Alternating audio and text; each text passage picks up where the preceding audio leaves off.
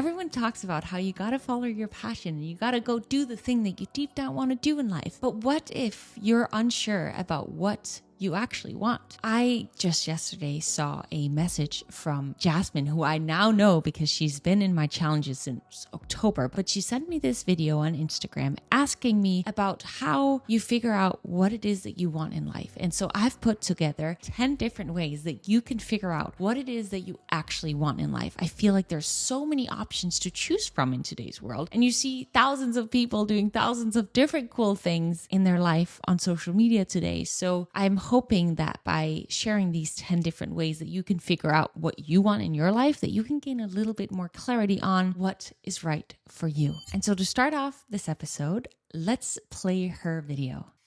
Hi, Pernilla. I just signed up for your October challenge. I'm super looking forward to it. And I just wanted to ask, as I've listened to all of your podcast episodes, if you could make an episode about how to know what you want. I have your journal, and I find it very helpful in my journaling experiences. And I love the questions that you ask because they're always in alignment with what we deep down want. But I'd love if you made a podcast about how to get to the root of what you want. I think me and a lot of people struggle with knowing what we deep down want. Thank you.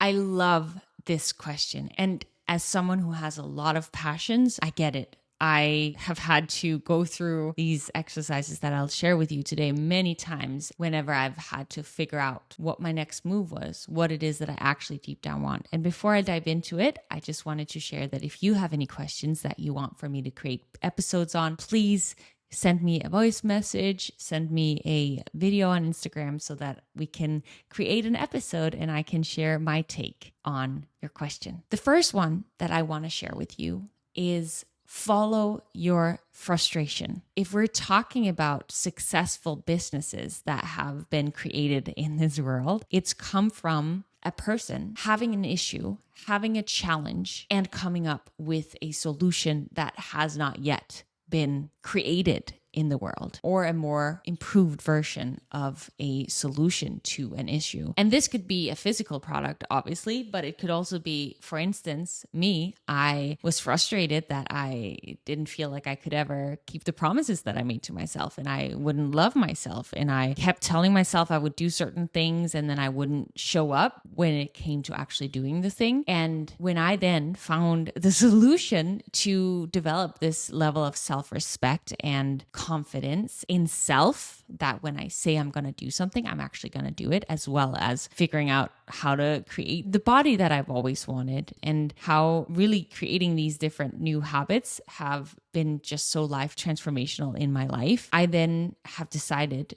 that I want to spend the rest of my life helping other people learn this level of self-love and how to develop these habits for themselves. So my whole career came from being frustrated with myself, having come up with a solution, and now I get to live a life where I share my messages with the world. And I'm sure you've had different times in your life where you've been frustrated about something, but then you've found a solution, and today you live so much better of a life because of that. And so potentially, if you're unsure of what you want in life, could you share this frustration and this solution with the rest of the world? And it sounds pretty big being like, could you share that with the rest of the world? But what I mean by that is the way that we start anything, any new venture in life, is that we start small, right? So for me, starting small meant, I'm going to start sharing some workouts on Instagram. And then what that led to was, now that I'm doing Instagram posts every day, I'm going to start a YouTube channel where I share a little bit more in depth about my mindset and about the way I live my life. And that led me to create a program at one point, which one thing led to the other. So you don't have to have the whole plan figured out, because it's going to be changed time and time again as you grow and evolve. But you just have to start small. If you have been frustrated about something and you've found a solution, how about starting off with creating a blog post about it or making an Instagram post about it? And then from having done that, maybe that leads you to want to take the next action. Just starting small and letting your curiosity and your excitement lead. And yes, there's going to be a lot of fear involved with that whenever we put anything out there, but we want to do the things that we're fearful of, right? That's the only way for us to grow. We want to do the things we're scared of, the things that feel challenging, that feel hard, because that is how we grow and that's how we evolve. The only way to make sure that we stay stagnant is if we don't do it, is if we decide to allow the fear to stop us and hold us back rather than doing it despite the fear. And trust me, when I first started my social platforms, I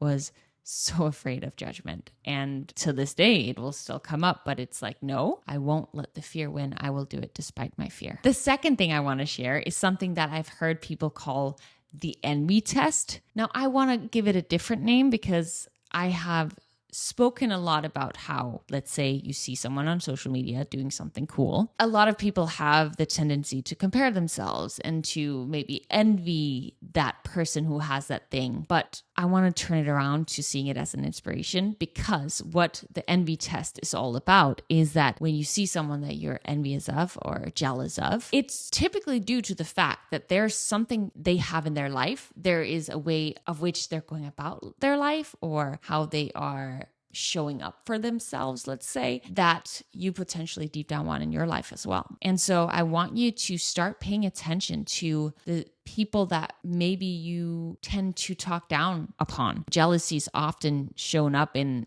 us disliking someone, but really it's because they dare, let's say, to show up in a way that we don't allow ourselves to show up, maybe more authentically, more unapologetically, or they have found a way to create wealth for themselves, let's say, and maybe we're in a place where we haven't yet, so we look down upon them and we talk negatively about them, but really it's because we would love to have more financial freedom in our life. For instance, if you're envious or jealous of someone who travels a lot, it may just be because you are craving more travel, more adventure. And by understanding that, you then can know that, okay, I got to plan a trip. I got to save up some money so that I can plan a trip. And it does not have to be major. It could be a trip to the nearest by city, and you make a road trip out of it. So pay attention to who you are envious of, jealous of, and turn it around to use it as inspiration, knowing that if they've been able to do it, so can you. And you can use them as a guide, as a tool to help you build your step-by-step process. And yes, typically developing success within an area that is hard to create success within is going to take a decade. But you should be willing to put a decade into something that you deep down want. And if you don't, let go of it. But there could potentially be something to pay attention to the next time you see someone do something that you're resistant towards or potentially inspired by. Number 3 is noticing what you cannot shut up about. Is there something that you keep talking about, that you're just excited about, that you're passionate about, that you research for fun in your free time? That could be a sign that it's something that you got to dive into. And again, it's about starting small, right? It's about taking those tiny little action steps. Let's say you can't shut up about golf. Have you actually joined a golf club? Have you started competing in golf? Have you started tournaments? Have you tried teaching golf to other golfers? Like seeing whatever comes up that you could be passionate about. For me, for instance, I cannot shut up about psychology and self-development. Also, how impactful it is to do challenging things every single day. And oftentimes, physical challenges is the most impactful ones because we're literally feeling the challenge within our body. That's why I started little by little sharing things of that sorts on my social media. Maybe there's something you can't shut up about that you're like, you know what? I'm going to start a podcast about it. And I don't care who listens, if anyone listens, I'm just going to start a podcast and see where it leads to. Because what's the worst thing that can happen? That you get better at speaking, that you get to nerd on this topic that you're really passionate about. I think that when we take action on those little nudges that we have, it's always going to lead to something good. And we may not know what that good is yet, but it could be magical. It could be life transformational. And so maybe you got to take one bold action step today towards one of those things that you just cannot shut up about. The 4th point is reverse regret. If you imagine yourself as a 90-year-old looking back at your life, ask yourself, what is something that you would regret not having done in your life? What is something you would really regret having allowed fear or whatever other thing that could have come up, time or money, be the excuse for why you did not do something? What is something that you will not want at 90 years old to have missed out on in life? And you can also flip that. As a 90-year-old, what's the thing that you would feel the most proud of having done? What's something that you would look back on and be like, wow, I did that.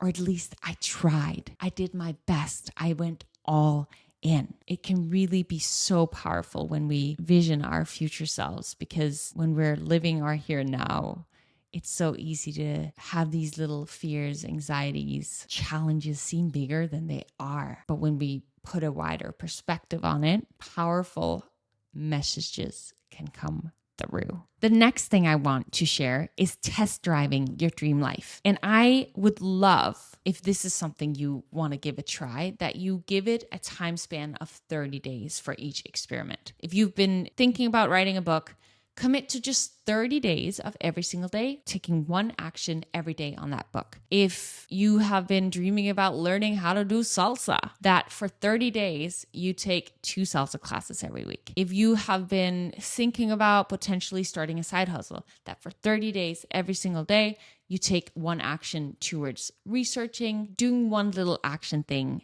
that could lead you towards actually beginning for good that side hustle. Test drive your dream life. It could also be you've been thinking about, last podcast episode was about moving, for instance. So maybe let's say you've been thinking about moving to the south of France. You put aside 2 weeks in your calendar where you go to south of France and you actually rent an Airbnb and pretend that this is your new life. Test drive your dream life. And what is beautiful about this 5th point is that when you commit to something for 30 days, you will have a very good feeling about what it could look like. Because it's not like you're just committing to 3 days or 7 days. No, 30 days is a long time to commit to something and to really feel out if this is something you want or not. Plus, what it also is it helps you get over that initial resistance that we're all going to have whenever we embark on something new. If you commit to it for 30 days, you're going to gain some momentum, which is going to get you going, and it'll be easier to continue doing it every day if you've already committed to 30 days. But what 30 days also does is it allows your brain to not feel overwhelmed, right? If we only commit to something for 30 days, or maybe you do only want to commit to 7 days, that's fine as well. But just having a time limit on it, it's not forever. I'm only going to stick to it for this certain amount of time. It allows it to feel more easy to go to. I love the next one. The 6th point is, who were you before the world told you what to do and who to be? I, for instance, was a child that was very creative and loved being inside of my own world. I loved dancing because it allowed me to be in this space of just freedom and flow. When I then became a professional dancer here in the US and also other places, I realized that actually as a professional dancer, I have to do what other people are telling me to do. So it actually wasn't allowing me to be in that creative space, because it's more like,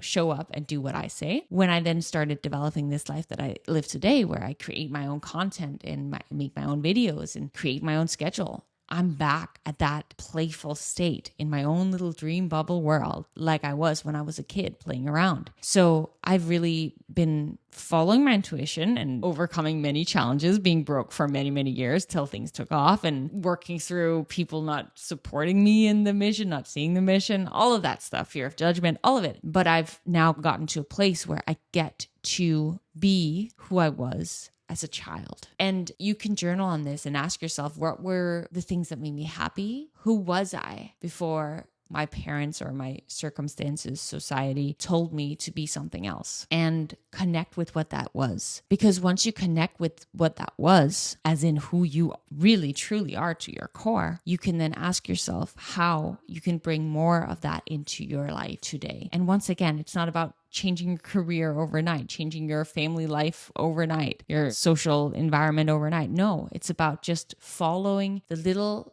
intuitive action steps, voices that are telling you to maybe try something little today. A little baby step at a time can lead you to eventually creating a life where you get to live as that younger version of yourself, as your most authentic, truest self. Live in a way that every day you wake up and you get to do something that you're passionate about because it's in such alignment with who you are to your core. It could be also revisiting your dreams as a kid. What were the things you were dreaming of? And what were the dreams you were dreaming of before money and status and approval of others was in the picture? Let's say you drew a lot when you were a kid and you love being in that world. Maybe creativity is calling for you to do more of that. And again, It can be a small little action step like signing up for a drawing class, a painting class where you meet other individuals who are in that world and you start building a whole new community and you start getting this like joyful version of you back just from a single act of drawing. Or maybe it was dancing like I loved doing when I was a kid. Sign up for that dance class. Sign up for it. Get that inner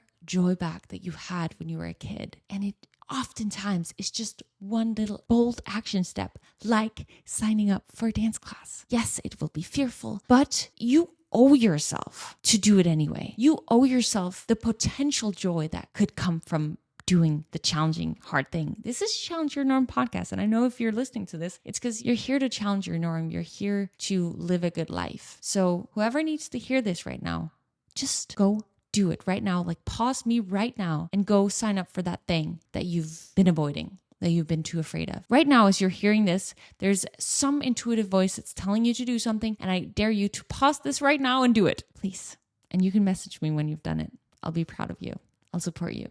Even if no one around you supports you, I will support you always. Now, this leads a little bit into the 7th point that I want to share with you, which is what you would do if you were already successful. You've probably heard this prompt before, but like if money and status was not in the picture, what would you spend your time doing? That's a really great way for you to figure out what to do because it'll connect you with your deepest passions. And yes, sometimes in life, you have to work so that you can do the things that you enjoy. We got to make money. We got to pay the bills.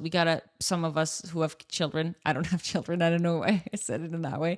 Some of you who have children, you got to feed your children, right? There's so many responsibilities. The people who join my challenges who have children and on top of that are putting in a little bit of time every single day for themselves and for their growth and for their happiness. Oh my goodness, I have so much respect for you guys. Some of us are not going to be able to do all day long the thing that we would do if we had all the money in the world, but just a little bit of it comes a long way. So what would you be doing if there were no limits? If you could do anything, what would you do? We all have to, not every part of my job is fun. I have to do a lot of boring tasks, but I choose to view it as fun. I choose to be grateful that I get to do this. Owning a business, a lot of responsibility comes with it. I work a lot more than the typical 9-to-5 person, but I'm grateful that I get to do it. And things like that is a part of being adult, right? It's a part of life. So even if you can just do a little bit of the thing that you would want or do it at a smaller scale, right? Like if you're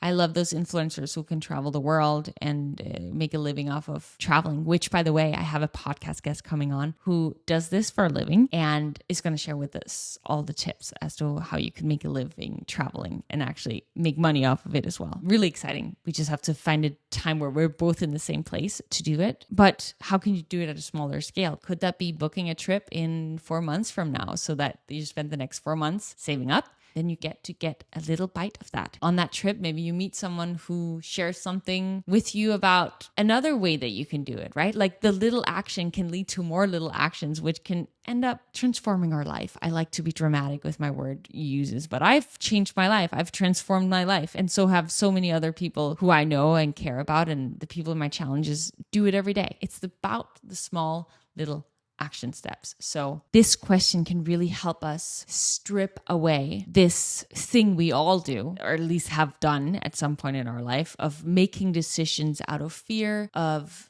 security, out of wanting validation. Asking ourselves this question can really help strip that away from our decision making. The 8th point is embodying your future version self right now. This is an exercise I've done a lot. I have it in some of my journaling challenges, but this idea that if you were living your future, highest, most dream life version of yourself, what would that day look like? And powerful exercises going through a full day from when you wake up in the morning till you go to bed at night. Who are you spending your time with? How are you feeling? Where are you? What are you doing? What are your habits? It's just every single little detail. What are the smells? What are the sounds? Like everything from when you wake up in the morning till you go to bed. I would put aside 15, 20, 30 minutes, put it on a timer and literally write down everything as if you had no limits. And I think that doing that exercise will really widen, open up your mind as to what you potentially deep down want. And what it also does is it allows you to show up as that person today. You start embodying it now, here and now. Even if, you're not living in your dream home yet, you can still feel and experience the things you would experience in that world. Maybe you saw yourself showing up as a social butterfly that was just open and spoke with everyone and anyone that she met on her way. Why not start doing that now? And maybe she felt at peace. Well, then why not let go of the stress and feel at peace now? It's easier said than done, but it's possible. This is something I've practiced a lot in my life, and it's powerful. I used it to let go of stress. I've also used it when I danced professionally. I wanted to be more of a confident dancer, and I would embody being a confident dancer when I was dancing, and it completely shifted my dance abilities and the way that I showed up in the classroom. So whatever comes to you as you do that exercise, or just listening to this episode now, my future self is happy and positive. She focuses on only the good. Okay, well, how can I go about doing that now? Oh my goodness, I'm so grateful that I get to eat this delicious whole food based meal right now. That's so good. I'm so grateful for this partner that I have that gives me love, or for the friends that I have, or for my dog that always just welcomes me with so much love. How can you embody your future highest version of yourself today? The 9th point is about paying attention to what energizes you and what drains you. We often live in a way that we've been living for a long time, and so we don't question it anymore. We spend time with people that we've spent time with for so many years, so we don't question it. We act and have habits that we, again, don't question because it's just how we've been living. But a great exercise is maybe keeping a little note on your phone after every activity, asking yourself whether it drained you or it energized you. Maybe you realize that a friend that you've had for so many years who maybe doesn't treat you very well makes you feel, or maybe not even doesn't treat you well, or that potentially you're giving so much and potentially not really receiving anything in return. Maybe you realize that after spending time with that person, you feel so drained. Maybe it's your food habits that make you feel drained. After you've eaten, you feel drained. How could you shift that? Maybe it's, you notice, wow, every time that I wake up and I go on a morning walk, I feel so much more energized throughout the day. Every time I speak with this person, I feel so much energized. Every time I dive deep into this specific area of work, I feel so energized. Every time I work out, I get energized. Every time I skip my nighttime routine and go to bed way later than I had planned to, I get drained. Pay attention to what drains you and what energizes you. And I was sharing more like normal day-to-day things, but same goes with what you want in your life. Maybe you at your work, there's certain things that really energize you and certain things that really drain you. How could you do more of the things that energize you? How could you speak with your boss about taking on more responsibilities in that area and potentially delegating more of the areas that drain you, that don't make you feel alive at your work? And the 10th little thing I want to share with you or ask you is, what's the thing that the people around you ask for your guidance on? Where do you thrive when it comes to helping other people? What's something that is your specialty? And that's going to look different for every single one of us, but I think majority of us have this desire to make an impact in the world, to help other people. And so if you can connect with what is the thing that you do your best? Is it that you're really great at recipes, so people always come to you for recipes? Is it that you're really supportive when people have a challenging decision to make? Is it that you know so much about cars, so people always come to you when it comes to buying a new car or investing? What is your specialty? Maybe write down a list of 10 things or however many you can come up with. And I bet that a lot of the things on that list make you feel good. Because the things that we're good at often have come from a place of curiosity and interest and intrigue. So who knows, if there's one of those things that you write down on that piece of paper, you could take one of those little baby action steps on to help more people, or eventually even share more stuff on social media about, create a new podcast on it, or Instagram account, or LinkedIn profile, or X profile to help share more of your wisdom within that field and help more people. And who knows what that could lead to. I hope that you found one of these 10 little ways of figuring out what you want helpful. Or maybe it just made you want to sign up for that dance class or reach out to that friend that when you guys spend time together all the time in college made you feel so energized. Or potentially even begin a little side hustle thingy and commit to, you know what, every day I'm just going to spend 5 minutes researching or embarking on this thing. And who knows where that can lead to. But what I do know is that it is going to lead to something good, either just from an emotional state or from a complete life change eventually if you keep doing it, keep practicing, taking those baby steps and overcoming the challenges that are going to come with it. It's a part of building something great. Again, if you have a question that you'd like for me to speak on this podcast, please feel free to send me a message, voice note, video, so that I can create more useful content. And if you did find this useful and you have a friend or someone you know is struggling a little bit with potentially figuring out what they want in life or debating, should I do this, should I do that you shared with them. And also it helps me a lot if you want to follow my episode, and then we can have more conversations just like this. Thank you so much for listening. I hope you go out there and have a beautiful day. And as always, remember that in order for you to grow, you have to challenge your norm. Bye.